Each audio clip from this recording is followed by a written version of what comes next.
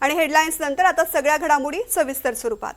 शिर्डीमध्ये इंधन टंचाईच्या पार्श्वभूमीवरती व्यावसायिक वापरासाठी मोठ्या प्रमाणात इंधनाची बेकायदेशीर साठवणूक होत असल्याचा प्रकार एनडीटीव्ही मराठीने उघडकीस आणला। साई सिद्धी पेट्रोलियम पंपावरती प्लास्टिकच्या कॅन आणि ड्रममध्ये शेकडो लिटर डिझेल भरून दिलं जात असल्याचं चित्र समोर आलं। विशेष म्हणजे ही बाब प्रसारित होताच पंप व्यवस्थापकानं भरून दिलेलं इंधन पुन्हा ड्रममधून टँकमध्ये ओतून घेतलंय। सामान्य नागरिकांना इंधन देताना नियमावली आणि निर्बंध दाखवले जातात, मात्र सेटिंग असलेल्या काहींना बिनधास्तपणे शेकडो लिटर इंधन कसं दिलं जातं असा सवाल उपस्थित होतोय।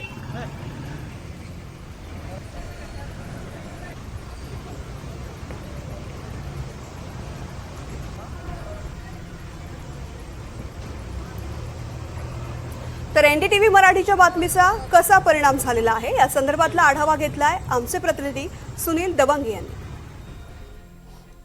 इंधन पुरवठा सुरळीत होत नसल्यानं अनेक पेट्रोल पंप जे आहेत ते दिवसभर बंद असतात। त्यातच जेव्हा पेट्रोल आणि डिझेल येतं त्यानंतर कृत्रिम पद्धतीनं जे पॅनिक साठवण जी आहे इंधनाची ती केल्याचा एक धक्कादायक प्रकार आपल्याला शिर्डीमध्ये साई सिद्धी पेट्रोल पंपावर आला होता। एनडीटीव्हीच्या माध्यमातून आपण हा धक्कादायक प्रकार जो आहे तो उघड केल्यानंतर आता जर बघितलं आपण या ठिकाणी जे काही इंधन व्यावसायिक वापरासाठी या ठिकाणून जे प्लास्टिकच्या कॅनमध्ये जे बेकायदेशीरच आहे त्याची अशा पद्धतीने वाहतूक करताच येत नाही। अशा पद्धतीने या ठिकाणी जे कॅन भरून दिलेले होते अखेर हे जे आहे ते पेट्रोल पंपाचे जे व्यवस्थापन आहे त्यांनी हे खाली करण्यास सुरुवात केलेली आहे। एनडीटीव्ही मराठीच्या बातमीची दखल घेत या ठिकाणचे जे काही कॅन आहेत ते या सगळे खाली करून घेतले जात आहे। जे डिझेल म्हणजे जवळपास 200 ते 250 लिटर डिझेल जे दिलेलं होतं ते या ठिकाणी खाली करून घेतलं जात आहे। मुळातच जे वाहनं आहेत त्या वाहनामध्ये इंधन भरून देणं आहे त्याला पण लिमिटेशन आहे। एका वाहनाला किती डिझेल दिलं पाहिजे, ते वाहन कोणत्या दर्जाचं आहे, अशा पद्धतीची सगळी यंत्रणा असताना आत्ताची सध्या टंचाईच्या काळामध्ये एकाच व्यक्तीला कॅनमध्ये 200 ते 250 लिटर डिझेल जे दिलं जातं ही बातमी जी आहे ती आपण एनडीटीव्ही मराठीच्या माध्यमातून दाखवल्यानंतर याची दखल घेत प्रशासनानं हे डिझेल जे आहे ते खाली करून घेण्यास म्हणजे रिकामे कॅन जे आहे ते आता खाली करून जे काही इंधनाचा टँक आहे त्यामध्ये ओतण्यास सुरुवात केली आहे। या ठिकाणचे व्यवस्थापक आपल्यासोबत आहे। हे असं प्लास्टिकच्या कॅनमध्ये तुम्ही देताय नाही, ते चुकीचंच आहे। आमच्या मुलांकडून ती चूक झाली।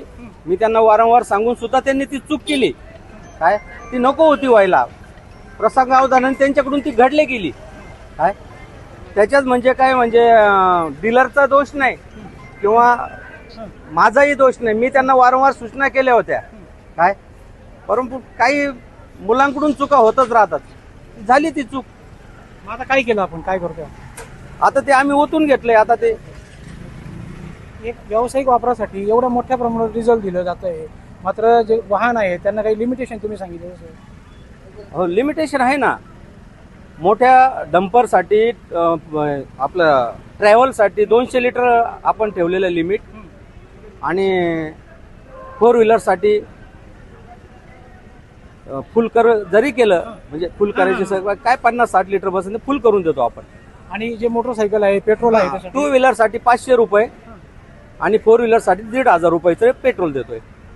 म्हणजे जो इंधनाचा जो तुटवडा झालेला होता त्यानंतर जे आहे ते काही बंधनं घातली गेली होती, मात्र असे जे काही पेट्रोल पंप आहे त्याच्यावरनं अशा पद्धतीनं कृत्रिम पद्धतीनं इंधनाची जी आहे ती साठवण केली जात असल्याने त्यामुळे इंधन टंचाई आहे, कृत्रिमरित्या इंधन टंचाई निर्माण केली जाते का या आशयाने आपण या बातमीचा उलगडा केला होता।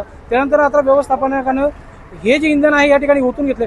आणखीन अशा पद्धतीनं कोणत्या पेट्रोल पंपावरती इंधनाची साठवण करण्यासाठीचं व्यावसायिक वापरासाठी इंधन पळवलं जातंय का? कारण की शेतकरी जेव्हा कॅन घेऊन येतो तर त्याला 25 लिटर ट्रॅक्टरमध्ये टाकण्यासाठीचं या ठिकाणी डिझेल दिलं जात नाही, इंधन दिलं जात नाही। मात्र व्यावसायिक वापरासाठी ज्याची काही लागेबांधे असतील त्यांना 200 लिटरचे कॅन भरून दिले जातात, 200 लिटर डिझेल दिलं जाते।